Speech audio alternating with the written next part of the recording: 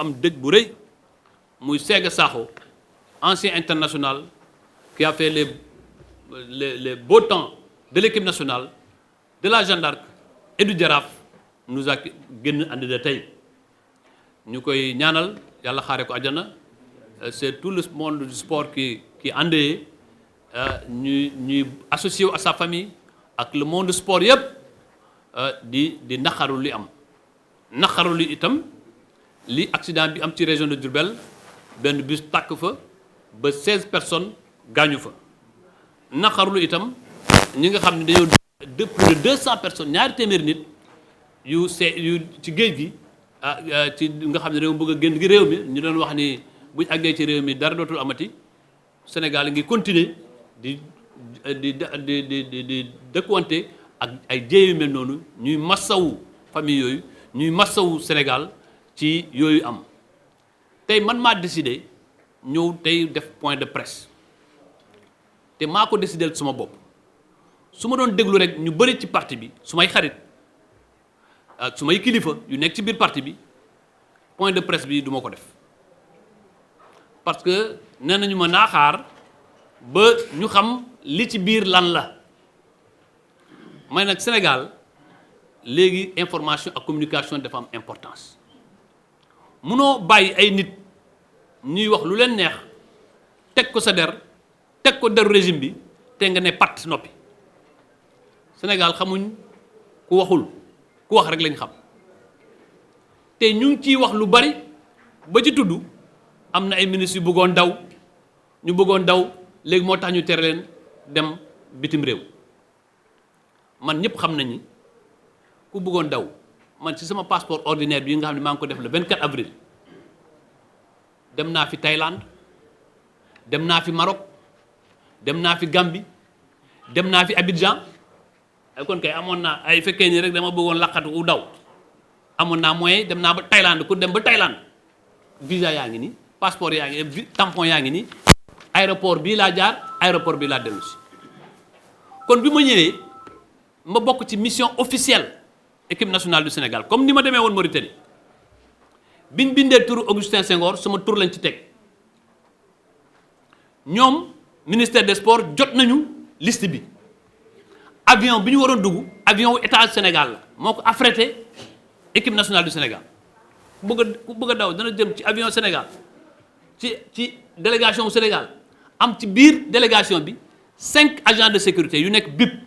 ci BIP la ñu jógee du fédération moo leen di ñu nekk ci délégation bi ñun ñëpp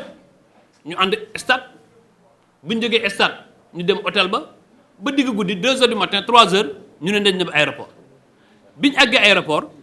man ñi intendant ñu yore bagage yi wan ma ni jox nañ ma suma passeport jox nañ ma suma carte d'embarquement ma ñëw ba ci police ñu jël sumay empreinte bàyyi ma dem merci bon voyage bi ma demee bay traversé ci la ma benn policier ñëw discrètement nag ak correction nag wax dëgg yàlla ne ma monsieur le ministre dañoo am na lu ñuy contrôler ci sa passeport ma jox ko 10 minutes après mu benn lieutenant ñëw lieutenant bi waaw monsieur le ministre dama bëggoon laaj est-ce que am nga yor nga sa passeport diplomatique ma ne ko yoruma ko man depuis bi ñu wàccee ci nguur gi laa denc suma passeport diplomatique amatul njëriñ mais c'est un document personnel je le rappelle c'est un document personnel il y a aucune obligation de restitution du passeport man leen mais ku defar passeport am ordinaire di ci voyager kon loo may laajee suma passeport diplomatique mu ne waaw loolu sax du loo am important mais dama la bëgg a yëgal ni dafa am opposition pour nga génn réew mi ma ne waa léegi waa d'accord comme que état de droit la ñu nekk mën ngeen ko wax mais ci fan ngeen ko sukkandiku te yow instruction bi may wax dañ ko war a jox kayit soo ma joxee kayit ma xool ko mu ne ma non instruction la ma ne ko mais instruction dafa am kayit nag même bu ñu la jox instruction dañ leen a diw ak diw bu ñu génn réew mi te nag ma ne ko mon lieutenant man ci sama bopp du rapport OFNAC du rapport Cour des comptes du rapport IGF du rapport inspection générale d'État bi ñu ma ko jox passation de service bi ma def nañu lépp signé lépp te ba tey inspection générale d'État defuma observation ci li nga xam ne def nañu ko ci passation observation yi ma envoyé tontu naa ci te des observations de forme kon man ba tey gisuma fu ñu ma convoqué fu ñu ma oowee fu ñu ma wanee kayit mu ne ma monsieur le ministre daal noonu la demee après ne ma maa ngi ñëw boobu laa ko gëj a gis ma ne nag man am naa responsabilité am naa poids ci fédération sénégalaise de football ci joueurs yu bëri ci sama kanam la ñu commencé màgg depuis 17 ans ànd ak man ba tey su ma leen yëgalee loolu ci balaa ñuy yéeg ci avion bi dana indi coow dana indi jeexe jaaxa te man le Sénégal est au-dessus de tout Senghor bi mu ma jotee ak encadrement bi ñu bëgg a xam ban position la ñuy am may leen bu ñu am benn position dem leen ngeen voyage ci jàmm man bugguma man sama personne ma tax ñu perturber équipe nationale Senghor ne ma en tout cas xamal ni football bi ak sport bi sont solidaires avec toi man leen xam nga la ma bëgg mooy na Sénégal gagné te moo tax ma toog seetaan match ba mu jeex Sénégal gagné ma ci sant yàlla kontaan ci mais loolu moo am bi mu amee ma ne man su ma ci defee bruit à la veille du match moo am coow ma def ndànk mais bi ma gisee nag ñoom ñu ko def bi ñu gisee ni man utuma benn yoon di victimiser wu utuma benn yoon di laq-laqal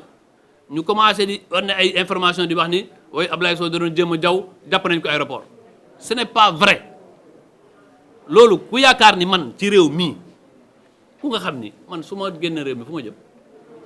xanaa njaboot gi ma fi yore moo ma ëppal importance lépp loo mën a am ci àddina li ma am ci relation ma nekk maire Kaffrine waa Kaffrine yaakaar ma dénk ma seen dëkk man danaa daw bàyyi dëkk ba et kuy daw moo kuy def boo defee dañ lay won lii nga def kon par conséquent loolu moo tax man ma jël suma responsabilité bopp ma ne damay aux journalistes yi toog ak ñoom wax leen sama version nii la demee lii laa ci am maintenant nag lu ko nit jàppee ñoom lu ñu jàpp mooy ci li ma dégg li ma gis mooy jëm a xoxatal jëm a bousculer jëm a ñuulal ay nit parce que ñu ngi jëm ci élection législative waaye man mii de tant que maa ngi desee bakkan tant que maa ngi am dund tant que jëluñ suma bakkan gii tant que suma dund bi bàyyi nañ ko fii danaa xeex te liñ fi bëgg a teg ci réew mi lu dul dëgg danaa ko xeex te kenn mënu ci dara loolu moo nekkoon sumay kaddu wax naa ko sànq vraiment am naa occasion yu bëri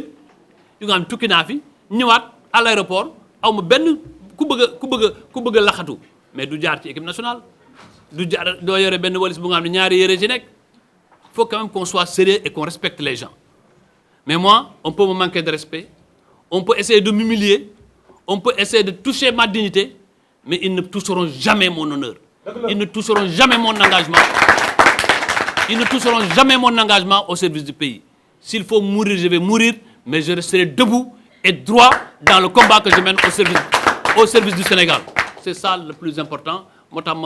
ma kontaan ci journaliste ñu ngi ñëwee en masse malgré actualité yi bëri assemblée ak feneen mais dama jàppoon ni le fer il faut le taper quand il est chaud maintenant ce que je rappelle moi je reste un citoyen sénégalais un fonctionnaire sénégalais qui est à la disposition de son pays partout où le pays m'appellera je répondrai sans rechigner mais il faut savoir aussi qu'il y a des limites à tout on ne peut pas nous brimer de cette façon on ne peut pas nous traîner de cette façon comme si nous étions des malfrats après avoir servi loyalement et dignement ce pays après avoir rendu à ce pays des services dans tous les domaines la Fédération sénégalaise de football je suis aujourd'hui commandeur de l'ordre national du Lion parce que nous avons été champions d'Afrique et dans cette Coupe d'Afrique j'ai joué un rôle important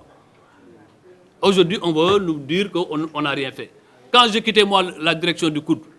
c'est des milliers d'étudiants qui m'ont accompagné à ma sortie. Quand notre pouvoir est arrivé à son terme, c'est la tête haute que j'ai quitté le ministère de l'Urbanisme.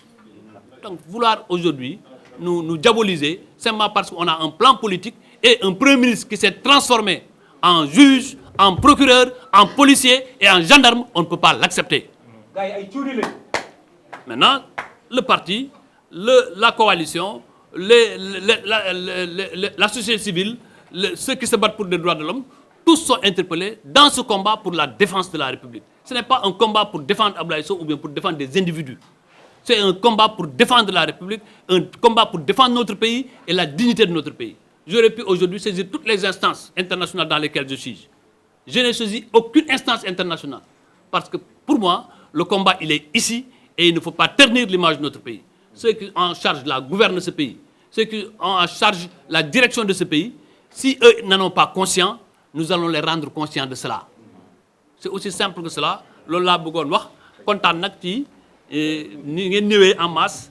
kontaan aussi am na député yu bëri ñu ne woon naa xaar parce que ñu ngi assemblée ñëw fekk si mais man defuma ko woon pour une opération politique dama bëgg